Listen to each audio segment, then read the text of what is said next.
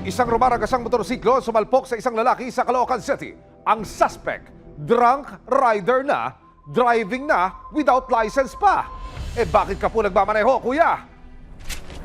3:04 ng umaga noong December 10, 2023, nakunan ng mga CCTV camera ang isang aksidente sa A. Mabini Street sa Caloocan City. Nag-out na sa kanyang duty bilang isang utility man sa pinapasukang bilyaran ang 49 anyos na si Norman Perez. Patawid na sana si Norman at magtatapon ng basura sa kabilang bangketa nang dumating ang isang humakarurot na motorsiklo. Sa bilis ng takbo nito, tumilapon ng ilang metro si Norman.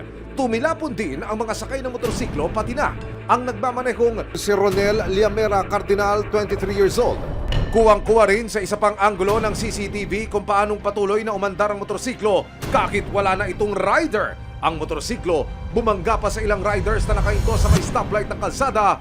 Oh, loko! Mandadamay ka pa talaga, kuya! Ang nagmamaneho ng motorsiklo, napag-alaman ng mga pulis na driving under the influence of alcohol at driving without license pa! Naku po! Bakit ka nagmamaneho, kuya rider? Mahigit isang buwan matapos ang insidente, binisita ng resibo si Mang Norman. Sasadyain po natin ngayon ang biktima. Pupuntahan po natin yung kanilang bahay. Dito rin po sa Caloocan.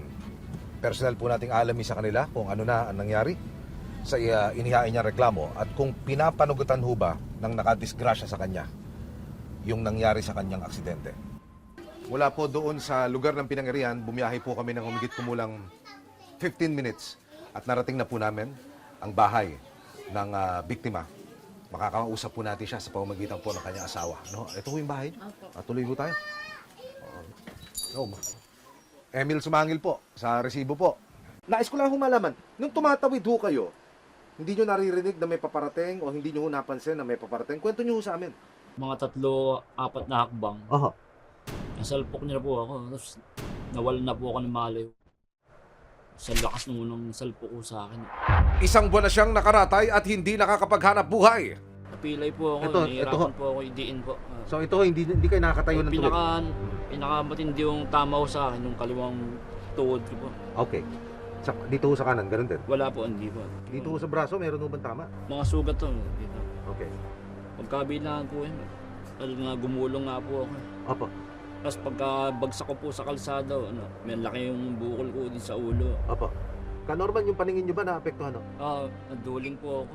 Kaya nakasarado po ko yung kanang mata ko po dahil palagi ako nahihilo pag nakabukas po siya. Okay.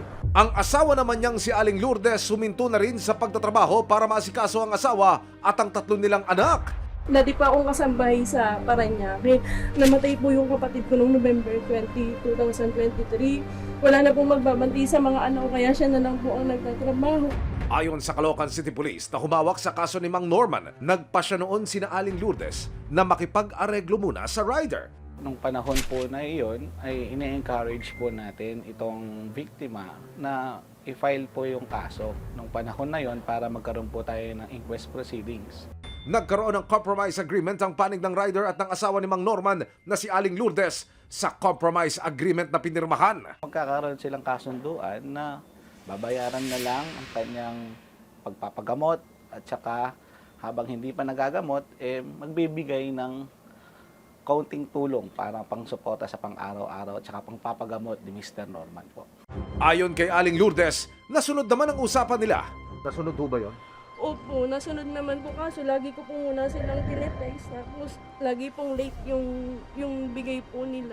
Aha. Kaya nung huli po, na namimilipit na po siya sa sakit at saka sa tenga, napilitan po akong mangutang ng pera para po ma-check up na po siya. Pero makalipas ang 2 linggo, tila umatras na raw ang rider sa anumang obligasyon.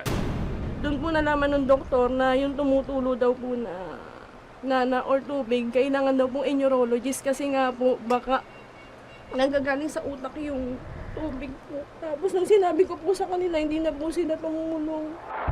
Nang kailangan na muling ipa-check up si Mang Norman dahil sa mga iniinda niyang sakit sa ulo, pamimingi, pagkaduling at pagdumi na may kasamang dugo, hindi na raw nagbigay ng tulong ang rider. Gusto ko malaman, ma'am, kung ano ho ba yung naging kasunduan Yung Nung- pinaka-latest ho na kasunduan. Nung nakasunduan po na latest, sabi po sa akin, babayaran na lang kita ng 15,000. Ang sagot ko po, balik na rin natin yung sitwasyon. Kayo yung nasa sitwasyon ko. Tapos babayaran niyo yung buhay ng asawa ko na baldado, na bingi, na duling. Tatanggapin niyo po ba yung 15,000? Di ko po tinanggap. Dahil ang sabi ko, pagalingin niyo po. Dahil yun po yung usapan. Hindi pumayag si Aling Lourdes sa gusto ng nakasagasa sa kanyang mister, kaya naman noong January 3, nagsampa na siya ng kaso laban sa nakasagasa sa kanyang asawa.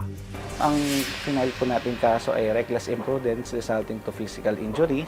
Tapos yung section 19 po, yun po yung wala pong dalang lisensya o wala siyang lisensya sa pagmamaneho. At saka yung section 53 po, yung nakainom po ng alak during pagmamaneho po.